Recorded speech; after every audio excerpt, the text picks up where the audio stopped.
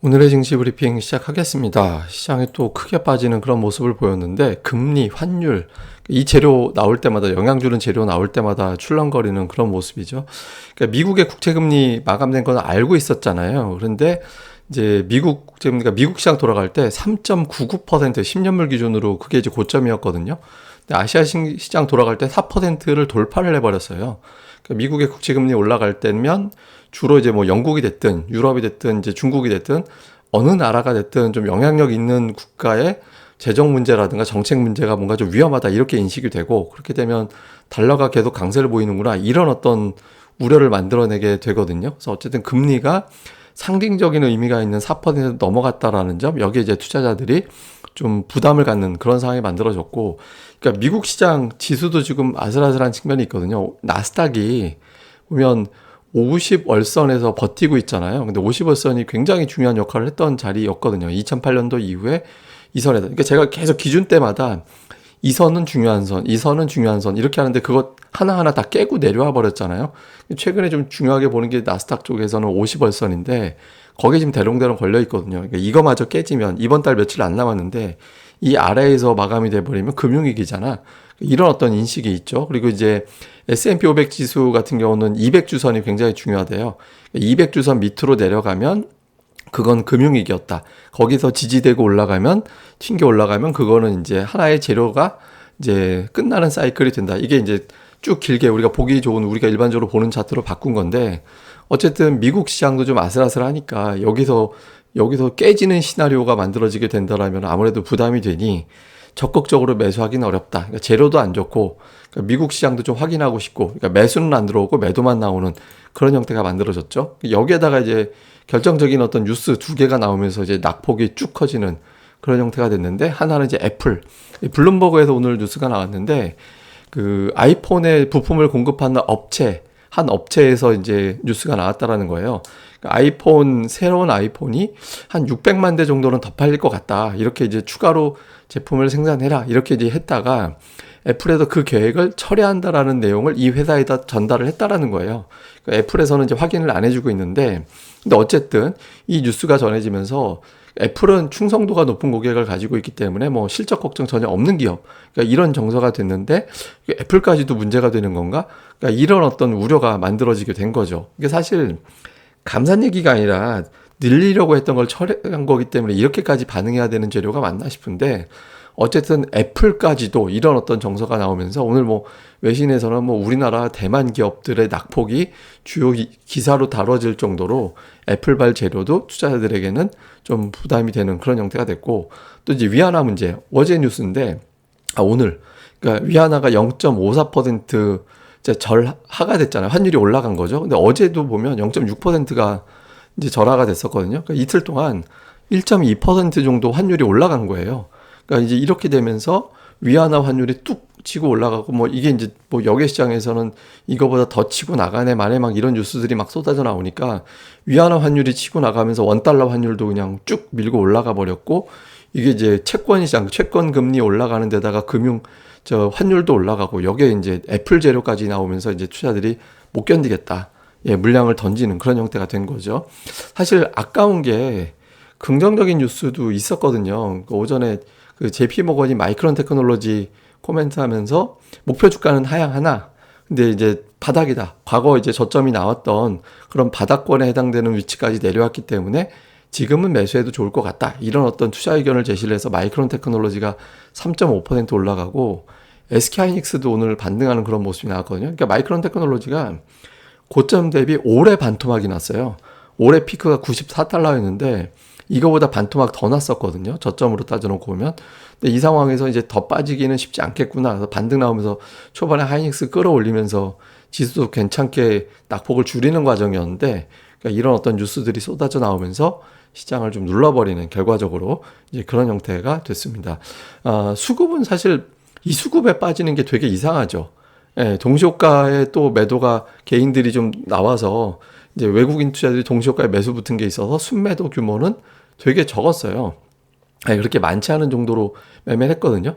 근데 그럼에도 불구하고 지수 낙폭이 컸다라는 거는 저기 개인들 순매수에 가려져 있는 신용 같은 물량이 쏟아져 나오는 게 굉장히 컸다. 그러니까 이제 빠질 때까지 기다렸다 매수 안 하는 그런 형태가 되고 있다라는 거죠. 그리고 참 신기한 게 옵션 쪽은 참 계속 신기하게 나오는 것 같아요. 근데 오늘 외국인 투자들을 보면 삼성전자가 1,300억. 그러니까 삼성전자 매도를 제외하면은 순매도가 200억밖에 안 되는 거예요. 우선주까지 합치면 삼성 오늘 시장 전체 매도가 1,497억인데 우선주 포함한 삼성전자 매도가 1,478억 정도. 거의 여기에만 집중이 돼 있는 상태잖아요. 그러니까 오늘 외국인들 때문에 시장이 빠졌다라고 보기는 어렵습니다. 그러니까 계속해서 수급이 신용이 이제 어느 정도 지배하는 듯한 그런 모양이 나오고 있죠. 그러니까 매수하는 종목은 어제는 이제 시가총액 상위 종목을 거의 대부분 파는 느낌이었는데 오늘은 시총 상위 종목을 또 일부는 담는 그런 모습. 어제만 보다는 오히려 오늘 외국인들 수급이 나쁘지는 않았습니다. 사실은. 그다음에 이제 코스닥 쪽을 보면 2차 전지 이제 매수하는 그런 모습이 나오고 있고, 다음에 이제 약간 어떤 실적주로 분류가 되는 종목군들의 일부, 예를 들어서 뭐 BH라든가 이렌텍이라든가 성광밴드 이런 것들은 실적 평가를 좀 받는 종목이잖아요. 근데 그러면서 이제 반면에 엔터주는 또 팔았어요. 예, 이런 모습을 보였고, 기관 같은 경우도 이제 종목은 셀트리온이 오늘 재료가 나오면서 올라간 게 있는데, 기관은 약간 이제 종목별로 좀 골라서 담는, 그러니까 업종의 일관성이라든가 이런 게 없고 업종 내에서도 좀 골라서 담는 그런 형태를 보였습니다. 그래서 약간 이제 외국인 기관이 약간 이제 매매에 좀 미묘하게 차이는 있었다. 근데 어쨌든 기관이 매수하는 종목군들은 잘 보셔야 돼요. 그러니까 신용이 터지면서 개인들 던지는 물량이 지금 비정상적으로 막 나오기 때문에 이 중에 골라 담는 종목들은 의미가 있을 수 있거든요. 그래서 기관 외국인들의 매수 종목은 계속해서 좀 체크를 해볼 필요가 있습니다. 자, 이외 이슈를 보면 연중 최저치 빠진 증시, 근데 금리는 최고입니다. 그러니까 지금 증시 하락, 금리 상승 이런 구도, 환율도 상승하고 있고, 어느 순간 이게 바뀌어야 돼요. 그러니까 바뀌는 흐름, 그러니까 이제 이게 교체되는 타이밍에 재료가 뭐가 될 거냐. 이제 마이크론 테크놀로지 실적, 삼성전자 잠정 실적, 그 다음에 뭐 미국의 뭐 물가지표, 고용지표 이런 것들 일정들이 계속 있잖아요. 그러니까 어느 타이밍에 이게 제일 눈앞에 있는 건 마이크론 테크놀로지 실적 발표가 제일 눈앞에 있는데. 그게 이제 어떻게 어느 시점에 이게 바뀔 거냐. 그리고 이제 마이크론 테크놀로지가 연속적으로 상승이 가능할까? 오늘 애플발 재료가 나왔는데 그럼에도 불구하고 버틸 수 있을까? 왜냐하면 삼성전자가 마이너스 100포인트 때까지 버티다가 오늘 하락에 삼성전자가 못 버티고 밀려버렸거든요. 애플 플러스, 그러니까 애플 재료가 마이크론 테크놀로지 재료보다 삼성전자에는 더 크게 와닿은 거예요. 예, 근데 이제 마이크론 테크놀로지가 여기서 그럼에도 불구하고 올라가 버리면 삼성전자 실적 부진을 제일 걱정하는 이슈는 반도체잖아요. 그러니까 얘가 이제 밀고 올라가거나 버텨주면 오늘 하락은 너무했잖아 이렇게 또 나올 수도 있죠. 그러니까 과연 이제 이게 그런 빌미가 될 거냐, 아니면 애플발 재료를 못 견디는 쪽으로 갈 거냐. 그 다음에 이제 또 하나는 제가 놀란 게 지난주 금요일에 그 하락이 나오는 과정에서 신용이 늘어난 종목이 수두룩하더라고요.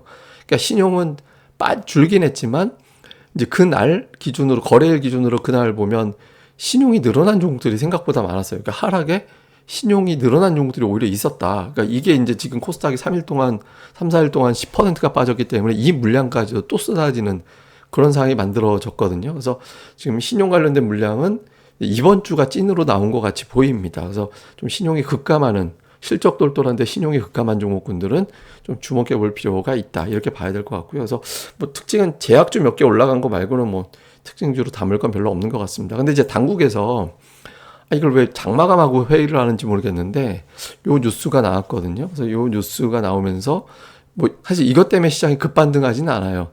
예, 근데 어쨌든 타이밍상 이제 많이 빠진 상태에서 또 신용이 많이 털린 상태에서 이게 신용 털린 다음에 나오면 의미가 뭐가 있는지 모르겠는데 어쨌든 이런 것들이 하나하나가 좀 투자들에겐 좀 이제는 좀 바닥일 수도 있겠다 이런 정서가 나올 수도 있어서 요 뉴스는 이제 좀 체크해 볼 필요 있는 것 같습니다. 제가 그리고 요건 왜 보여드리냐면 신용 터질 때 나오는 전형적인 패턴이 최근에 나오고 있거든요. 제가 오늘 뭐 계속 이제 커뮤니티에서도 그런 이야기를 했었는데 전일 저점을 깨면은 오후장에 못 견뎌요. 제가 이제 오전에 전일 저점 유지하는지가 되게 중요하다. 근데 지난 이틀 전에는 690이었거든요. 690 깨지니까 이게 뚝 떨어지는 구간이 나오잖아요. 그러니까 또 한번 뚝 떨어지고.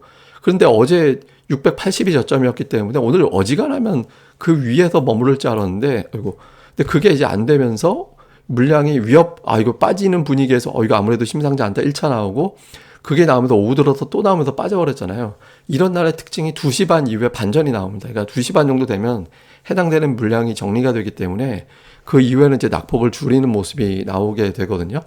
근데 이제 그게 항상 이제 뭐 왜 이걸 보여드리냐면, 그래서 그날 찍어줬던 저점, 그날 종가를 보는 게 아니라 찍었던 저점 대비 무조건 올라가 있기 때문에 그 찍었던 저점이 그 다음날 신용이 터지는 자리가 돼요. 그래서 그 지수들을 항상 기억하고 있다가 그 위에서 널널하게 움직이고 있으면 신용 걱정을 좀 덜 해도 되는 날이 되고, 그 근처로 내려가게 되면 그때부터는 또 오후장에 또 확 밀릴 수 있기 때문에 이제 매수 타이밍을 좀 조절을 해야 되는 상황이 생길 수 있죠. 그래서 항상 전일 종가가 아니라 이게 신용이 2시 반 이후에는 또 감소되면서 올라가는 타이밍이 나오기 때문에 종가로 보지 말고 그날 전날 저점이 어떻게 되느냐, 요거를 좀 잘 살펴보시는 게 필요할 것 같습니다. 그러니까 전략적으로 지금 보유할까 매도할까 이게 고민이 많이 되시죠.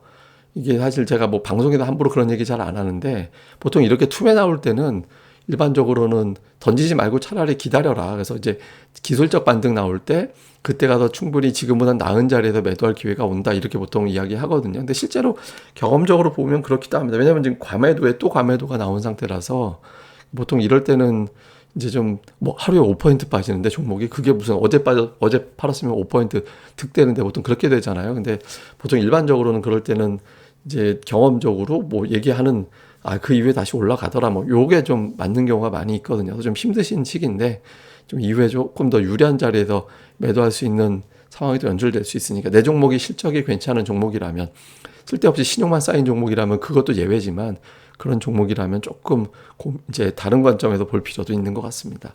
어쨌든 좀 기운들 많이 내셨으면 좋겠습니다. 이게 시장이 계속 이렇게 돼서 많이 망연자실 하실 것 같은데 힘들 내시고요. 그러니까 장은, 그러니까 저는 오늘 장 보면서 2008년도 생각나더라고요. 괜히 빠지는 거예요. 뭔 재료도 없이 그냥.